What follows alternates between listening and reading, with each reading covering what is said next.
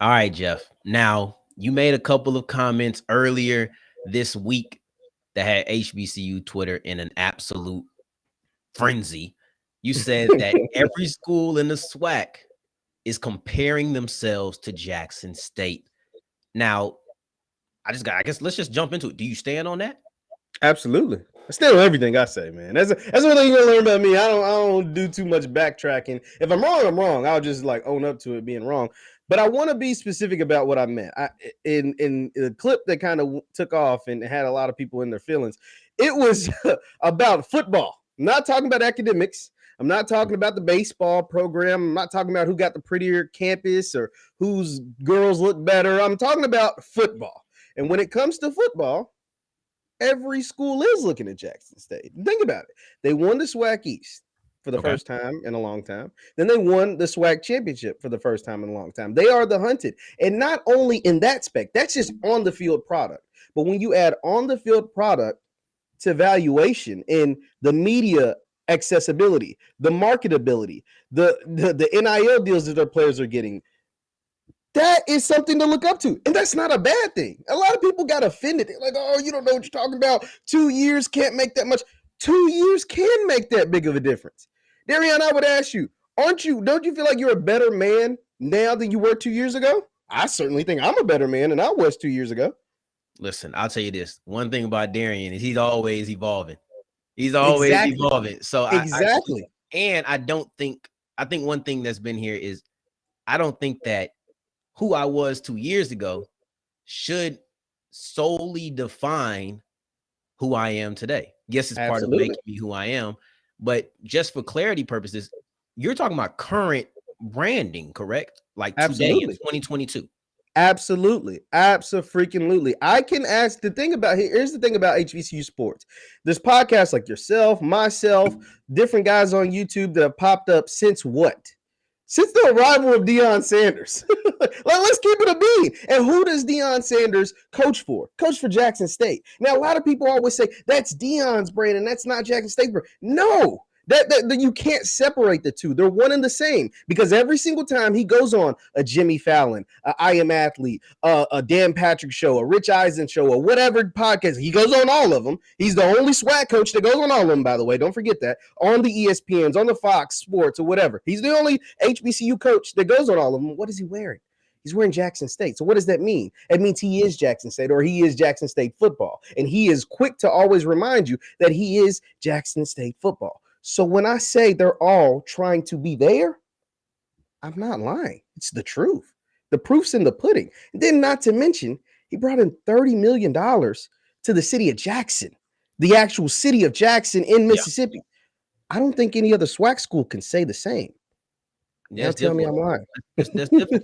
Listen, when he said he's bringing facts, this is what he means, right? So one thing I really hate is when Deion leaves, because like I said, we're talking about the current. See, I'm absolutely. I completely understood what you said. First off, when I heard it, I didn't think it was going to be anything. I just took it as I didn't either. Everybody thought the same. So, but I got what you're saying, and even on just an athletic front, I mean, they did win the SWAC, right? And then I do think they have one of the larger brands right now. But I heard one of the things that I heard when people were giving pushback to you was they don't have the same historical, reverence as some of these other schools. So you had conversations about these things. Now that you have talked to others and things, how much does the history of a school weigh when you comparing who's the hunted? Because you have the history and you have the current, and I do think they both play a part. So let's hear what you think about that. You're right about that. So we can't ignore the history. I can't ignore the history of Southern. I can't ignore the history of Grambling, of course. And really, we're talking about Grambling when we talk about history because they have the most. They have the best history. They have the historic coach. They have all the championships, et cetera, et cetera. But we're not talking about. But like Grambling, like let's think of, and they're the only SWAC school that won a Celebration Bowl too. So that's more current. So that also plays a factor. I am not ignoring any of that. But let's be honest. Eddie Robinson coached his last game in 95. Now, Darian, I don't know how old you are, but I was born in 1995. So I know that's almost 30 years ago. I think it was 95, 96, somewhere around there. It's the better part of 25 years ago. So since that, Grambling has been a peaks and valley. And even in those peaks, the peaks is not this. Like, this is a whole new wave. Here's the thing. Yes, you have to consider the history. But when you're breaking barriers and when you're doing things that have never been done, even the great Eddie Robinson can't even say, your brand is bigger. It's bigger than that history. To me, in the current moment, it is bigger than that history. Like, that history is good for its time. But we're in the new age. We're in the age of social media. We're in the age of Twitter, instant gratification. We're in the age of new kids. 95 kids that were born, like Eddie Robinson, like I said, coach's last game, I want to say 95, 96. Folks that were born in 95, that were born in 95, 96 aren't even in college anymore for the most part. There's some schools got like these 5th year, 6th year guys, whatever.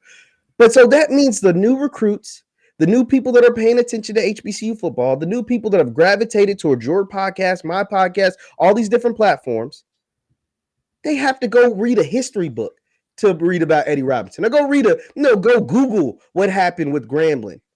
You don't have to do that with Prime. You don't have to do that with Jackson State because you're watching it. And even without Deion Sanders, the history of Jackson State is pretty damn good. It's pretty freaking good. When you Walter Payton, 4 Hall of Famers, like their brand was already top 3, I would say, in the SWAC anyway, as far as football programs. I would say Grambling was above them before the addition of Deion Sanders. But Deion Sanders is taking them to a new stratosphere. And that's just and if you can't see that, then you're just blind. Like, you can't see the things that he's doing. And think about it. The current Grambling coach is there because of Prime. Like that. He came out and said, yo, I wouldn't have never took this job. He wouldn't have took his previous job. Tennessee State, his previous job was the offense coordinator at Tennessee State. The head coach of Tennessee State is Eddie George. Eddie George came out and said, I wouldn't have took this job to be the head coach of Tennessee State if it wasn't for Prime. And then he hires Hugh Jackson, who wouldn't have took the job if it wasn't for Eddie George. And then Hugh Jackson takes the job at Grambling because of what? Because of Prime. Byron Allen, a freaking dang near worth $500 million, said I wouldn't have created HBO Go or bought HBO Go, which is a new streaming service, if it wasn't for Prime. Urban Edge Network, which is coming out with HBCU League Pass, they wouldn't have been created for what? Because of what? If it wasn't because of Prime. And all that leads back to what? 1400 Lynch Street. Jackson State just happened to be the team to take the chance on them, and this is what happens. These are the results.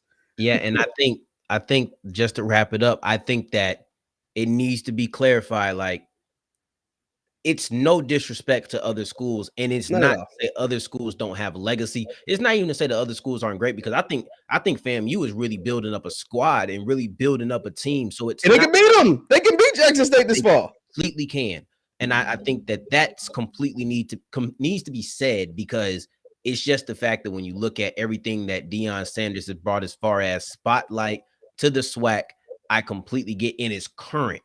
It is current. And you don't have to agree with him, but you have to just understand that if you're going to disagree, understand that he's focusing on the right now and not so much the past. Jeff Lightsy, explosive, didn't back down. Greatly appreciate it. We got to get you back on here another time, my guy.